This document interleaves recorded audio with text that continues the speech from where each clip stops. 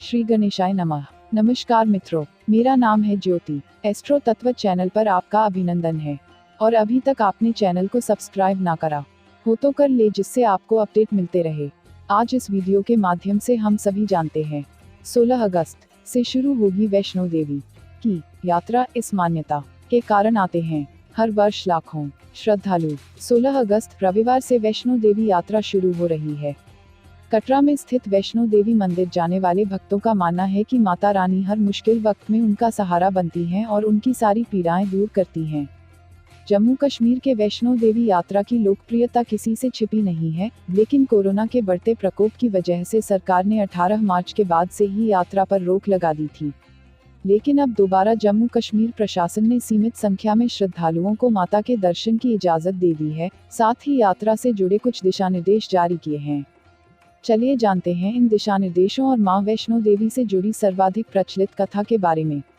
पर पहले जानते हैं कि क्या है यात्रा के संबंध में सरकार के दिशा निर्देश।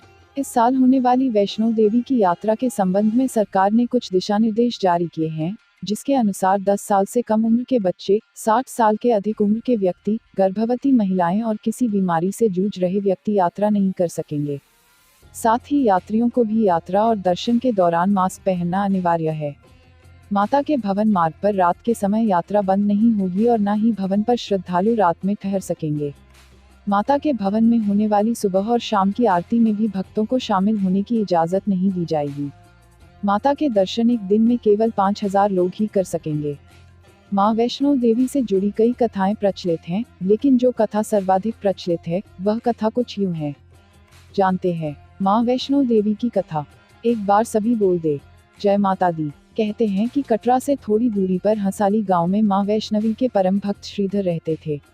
वे बहुत गरीब थे और उनकी कोई संतान नहीं थी। एक बार उन्होंने नवरात्रि पूजन के लिए कुंवारी कन्याओं को बुलाया। पूजा उपरांत कन्याओं ने प्रसाद ग्रहण किया और घर लौट गईं, लेकिन एक कन्या वहीं रुक गई। वो श्रीधर से बोली कि सबको अपने घर भंडारे का निमंत्रण दे आओ। श्रीधर के पास पैसे नहीं थे, लेकिन न जाने किस वजह से उसने कन्या की बात मान ली।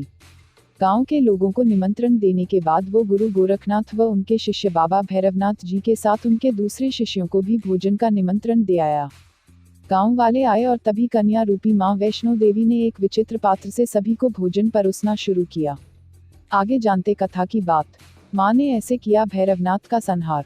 खाना देते हुए जब कन्या भैरवनाथ के पास गई, तब उसने कहा कि मैं तो खीर पूरी की जगह मांस खाऊंगा और शराब पीऊंगा। कन्या ने काफी समझाया, लेकिन वो नहीं माना।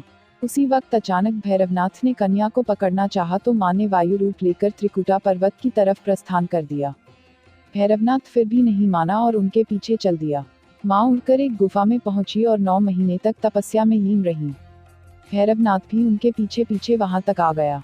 तब एक साधु ने भैरवनाथ से कहा कि तू जिसे एक कन्या समझ रहा है वह आदि शक्ति जगदम्बा है, इसलिए उस महाशक्ति का पीछा छोड़ दे। लेकिन भैरवनाथ को अपनी शक्ति का अहंकार था, इसलिए उसने साधु की बात को स्वीकार नहीं किया। जबकि मां दूसरी तरफ के मार्ग से बाहर निकल गईं। यह गुफा आज भी अर्धकुमारी या आदि कुमारी के नाम से जानी जाती है। गुफा से बाहर आकर माता वैष्णवी ने महाकाली का रूप लिया और भैरवनाथ का संहार कर दिया। आगे क्या हुआ जानते हैं। मां जगदम्बा ने भैरवनाथ को दिया आशीर्वाद। भैरवनाथ का सिर कटकर भवन से 8 किलोमीटर दूर त्रिकूट पर्वत की भैरव घाटी में गिरा। उस स्थान को भैरवनाथ के मंदिर के नाम से जाना जाता है। जिस स्थान पर मां वैष्णो देवी ने हठी भैरवनाथ का वध किया, वह स्थान पवित्र गुफा अथवा भवन के नाम से प्रसिद्ध है। इसी स्थान पर मां महाकाली दाएं, मां महासरस्वती मध्य और मां महालक्ष्मी बाएं पिंडी के रूप में गुफा में विराजमान हैं।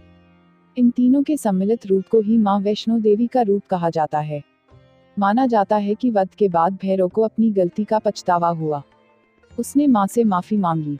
माता वैष्णो देवी जानती थी कि उन पर हमला करने के पीछे भैरव का इरादा दरअसल मोक्ष पाने का था। उन्होंने न केवल भैरव को पुनर्जन्म के चक्र से मुक्ति प्रदान की, बल्कि उसे वरदान देते हुए कहा कि मेरे दर्शन तब तक पूरे नहीं माने जाएंगे जब तक कोई भक्त मेरे बाद तुम्हारे दर्शन नहीं करेगा। उसी मान्यता के अनुसार आज भी भक्त माता वैष्णो देवी के दर्शन करने के बाद करीब 3.25 किलोमीटर की खड़ी चढ़ाई करके भैरवनाथ के दर्शन करने जाते हैं। इस बीच वैष्णो देवी ने 3 पिंड सहित एक चट्टान का आकार ग्रहण किया और सदा के लिए ध्यानमग्न हो गईं। पंडित श्रीधर को मां वैष्णो ने दिए दर्शन। कैसे हुए? उधर पंडित श्रीधर कन्या के बारे में जानने को बेचैन थे। एक रात उन्हें सपने में उन्हें माता की गुफा दिखी। वे त्रिकुटा पर्वत की ओर उसी रास्ते आगे बढ़े जो उन्होंने सपने में देखा था। आखिरकार वे गुफा के द्वार पर पहुंचे। उन्होंने कई विधियों से पिंडों की पूजा को अपनी दिनचर्या बना ली।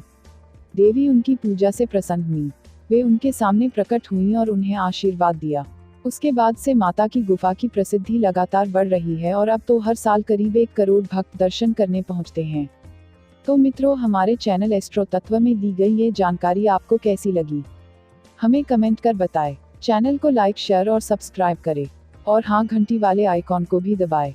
और चलते चलते खुश रहें, मस्त रहें, आबाद रहें, स्वस्थ रहें। धन्यवाद मित्रों।